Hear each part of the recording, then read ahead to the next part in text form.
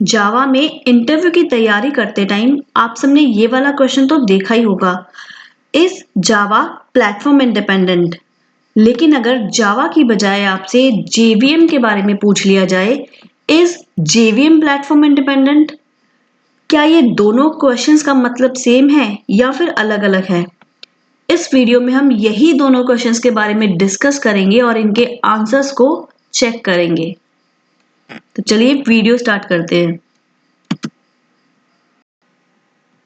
सबसे पहले तो हम ये समझ लेते हैं कि जावा और जेवीएम दोनों अलग अलग चीजें होती हैं, दोनों सेम नहीं होती।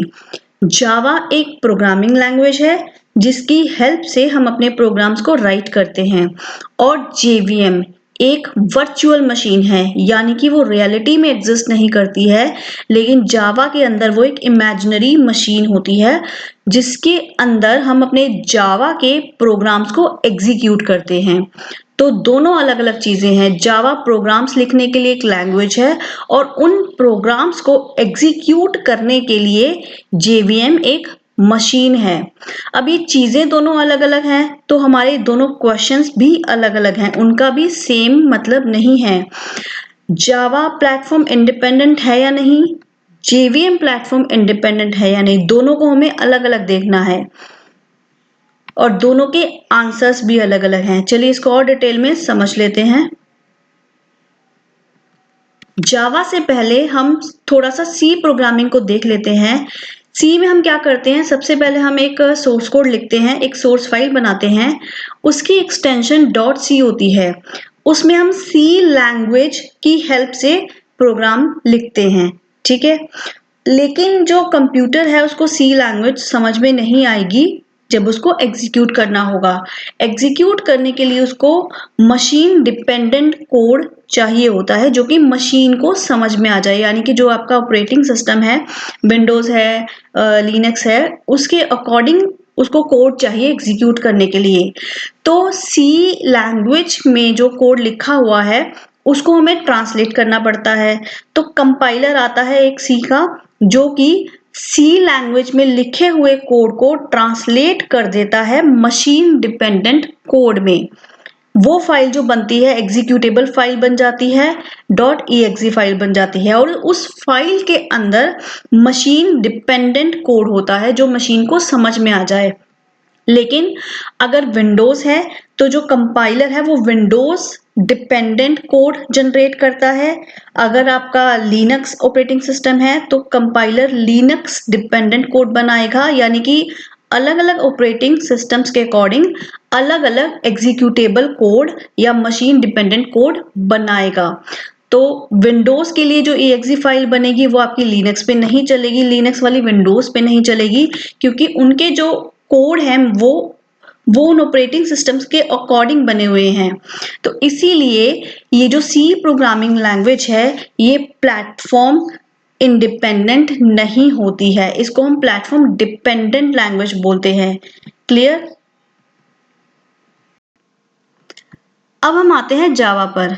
जावा में सबसे पहले हम अपना प्रोग्राम लिखते हैं, यानी कि जो जावा लैंग्वेज है उसकी हेल्प से हम अपना कोड लिखते हैं। उस फाइल की एक्सटेंशन होती है डॉट जावा, उसमें हमारा सोर्स कोड होता है।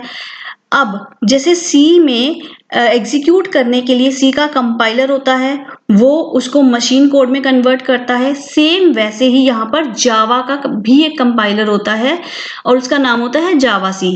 जावा सी कंपाइलर भी इस सोर्स कोड को कन्वर्ट कर देता है, लेकिन जो सी है वो प्लेटफॉर्म डिपेंडेंट है, यानी कि सी का जो सोर्स कोड है वो मशीन कोड में कन्वर्ट होता है, प्लेटफॉर्म डिपेंडेंट कोड में कन्वर्ट हो जाता है।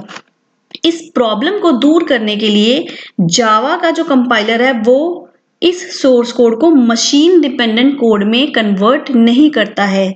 यहां पर क्या हुआ, उन्होंने मशीन डिपेंडेंट कोड में कन्वर्ट करने की बजाय एक बीच का रास्ता चुना। उन्होंने एक ऐसा कोड बना दिया जो ना कि सोर्स कोड की तरह रीडेबल है, समझने लायक है, और ना ही मशीन डिपेंडेंट कोड की तरह एग्जीक्यूटेबल है, यानी कि एक बीच का ऐसा कोड बना दिया जो एग्जीक्यूट भी नहीं हो सकता है।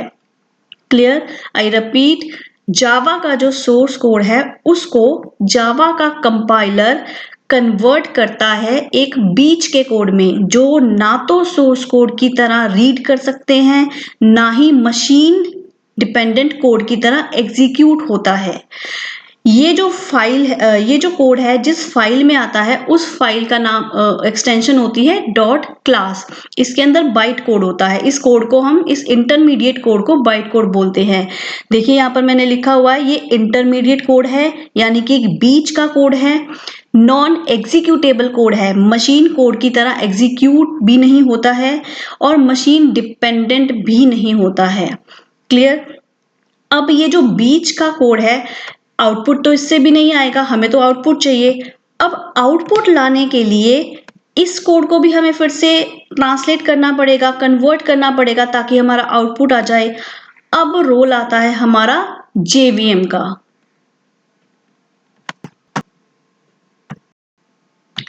अब देखिए, किसी भी कोड को ट्रांसलेट करने के लिए दो चीजें होती हैं, एक होता है कंपाइलर और एक होता है इंटरप्रेटर। कंपाइलर और इंटरप्रेटर दोनों में क्या डिफरेंस है? कंपाइलर सारे के सारे कोड को एक ही बार में स्कैन कर लेगा और ट्रांसलेट कर देगा, लेकिन interpreter line by line scan करता है और ट्रांसलेट करता है, एक एक लाइन को रीड करता है और ट्रांसलेट करता है। दोनों में डिफरेंस क्लियर? अब दोबारा आते हैं इसी चीज पर, बाइट कोड पर। बाइट कोड से अब हमें आउटपुट चाहिए, लेकिन बाइट कोड तो एग्जीक्यूटेबल कोड नहीं है, मशीन उसको रीड नहीं कर सकती है। यानी कि यहाँ पर फिर से हमें एक ट्रांसलेटर चाहिए जो कि बाइट कोड को ट्रांसलेट करके देगा ताकि हमें आउटपुट मिल जाए।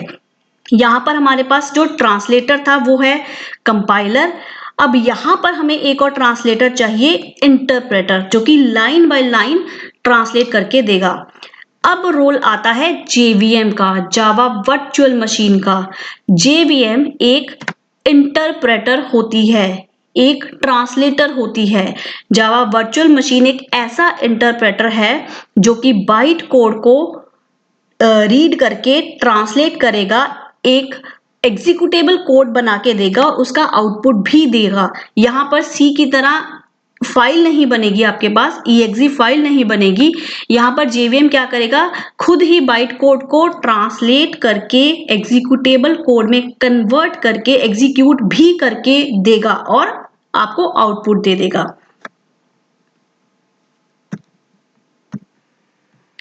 अब नेक्स्ट देखिए, इंपॉर्टेंट पॉइंट, जो जेवीएम है वो प्लेटफॉर्म डिपेंडेंट होता है। कैसे?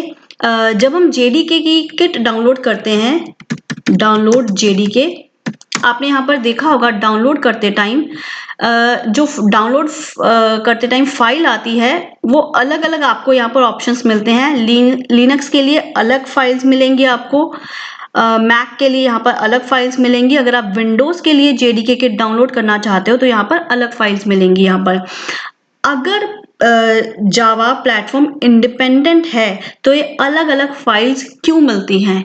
ये अलग अलग फाइल्स इसीलिए मिलती हैं क्योंकि जो जेवीएम है वो प्लेटफॉर्म डिपेंडेंट होता है। जब आप इस सेटअप को डाउनलोड करते हो, इंस्टॉल करते हो, जेडीके को इंस्टॉल करते हो, उसके अंदर जेवीएम बाय डिफॉल्ट आपके सिस्टम में इंस्टॉल हो जाता है, अलग से आपको इंस्टॉल करने की जरूरत नहीं है। तो इस सेटअप के अंदर आपके पास जेवीएम भी होता है जो कि प्लेटफॉर्म डिपेंडेंट होता है, और प्लेटफॉर्म डिपेंडेंट होने के कारण ही ये जो सेटअप की आपको फाइल्स मिलती हैं अलग अलग ऑपरेटिंग सिस्टम के लिए अलग अलग मिलती हैं। अगर जेवीएम भी प्लेटफॉर्म इंडिपेंडेंट होता तो इनको अलग अलग फाइल्स देने की जरूरत नहीं थी, वो एक ही सेटअप बना देते सारे के सारे ऑपरेटिंग सिस्टम्स के लिए। लेकिन जेवीएम प्लेटफॉर्म डिपेंडेंट होता है। यहाँ पर देखिए, जब बाइट कोड को जेवीएम कन्वर्ट करता है, ट्रांसलेट करता है, मशीन डिपेंडेंट कोड में ट्रांसलेट करता है और उसको एग्जीक्यूट करता है, तो विंडोज के लिए अलग तरीके से कन्वर्ट करेगा और आउटपुट देगा, मैक के लिए अलग तरीके से कन्वर्ट करके आउटपुट देगा, और लिनक्स के लिए अलग मशीन डिपेंडेंट कोड जनरेट करके आपको आउटपुट देगा। तो जेवीएम जो है वो प्लेटफॉर्म डिपेंडेंट होता है। अब देखिए, इस पूरी चीज को मैंने दो पार्ट्स में डिवाइड कर दिया। सपोज ये देखिए, ऐसे मैंने इसको यहाँ पर एक लाइन क्रिएट कर दी यहाँ पर। अब ऊपर का जो पार्ट है दैट इज इंडिपेंडेंट पार्ट और नीचे का जो पार्ट है वो डिपेंडेंट पार्ट है। यानी कि जब तक हमारा बाइट कोड बनता है, बाइट कोड वाली फाइल को आप किसी भी ऑपरेटिंग सिस्टम पे ले जाइए, वो सबके लिए सेम रहेगी। मैंने यहाँ पर एक प्रोग्राम लिखा, उसको कंपाइल करा, डॉट क्लास फाइल बन गई।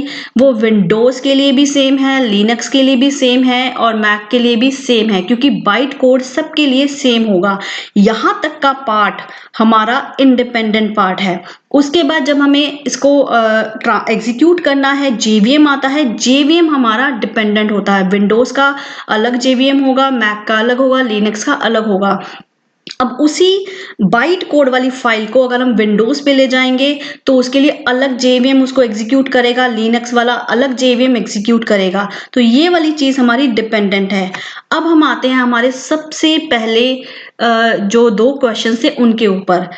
क्या जेवीएम प्लेटफॉर्म इंडिपेंडेंट है? नहीं, इसका आंसर है नहीं। जेवीएम प्लेटफॉर्म इंडिपेंडेंट नहीं है, जेवीएम प्लेटफॉर्म डिपेंडेंट है। अगर आपसे इंटरव्यू में ये चीज पूछते हैं, आप गूगल पे भी सर्च करके दिखा सकते हैं कि सेटअप की फाइल भी अलग अलग आती है, क्योंकि जेवीएम प्लेटफॉर्म डिपेंडेंट होता है। क्लियर? और जो हमारा जावा वाला क्वेश्चन था कि क्या जावा प्लेटफॉर्म इंडिपेंडेंट है, उसका आंसर है यस। जावा एक लैंग्वेज है, वो लैंग्वेज प्लेटफॉर्म इंडिपेंडेंट है, क्योंकि उस सोर्स कोड को कन्वर्ट करके बाइट कोड बनता है और बाइट कोड हमारा सबके लिए सेम होता है, हर ऑपरेटिंग सिस्टम के लिए सेम होता है। तो जावा प्लेटफॉर्म इंडिपेंडेंट लैंग्वेज है, JVM platform dependent virtual machine है। क्लियर? और फाइनली ये रहे हमारे तीनों questions. Is Java platform independent? Yes, Java language platform independent होती है। Is JVM platform independent? No, JVM platform independent नहीं होता है, वो डिपेंडेंट होता है। और अगर मैं इस क्वेश्चन को थोड़ा सा चेंज कर दूं, मैंने इसमें एक प्योरली वर्ड जोड़ दिया, is Java purely platform independent. अगर आपसे प्योरली वर्ड जोड़कर क्वेश्चन पूछा जाए तो इसका आंसर होगा कि जावा इंडिपेंडेंट तो है लेकिन प्योरली इंडिपेंडेंट नहीं है, because of JVM Java purely independent नहीं है। तो इंटरव्यू में अगर आपसे क्वेश्चन पूछे जाएं तो आप डिटेल में इनको एक्सप्लेन कर सकते हैं। ध्यान रहे, अगर आपको प्योरली वर्ड जोड़कर क्वेश्चन पूछा जाए तो आप इसको डिटेल में एक्सप्लेन कर सकते हैं कि प्लेटफॉर्म इंडिपेंडेंट तो है, लेकिन बिकॉज ऑफ जेवीएम जो कि डिपेंडेंट है, इसलिए जावा प्योरली इंडिपेंडेंट नहीं है। आई होप ये सारी चीजें आपको डिटेल में क्लियर हो गई होंगी। अगर आपको फिर भी कोई डाउट है, आप नीचे कमेंट बॉक्स में पूछ सकते हैं। Happy Java coding.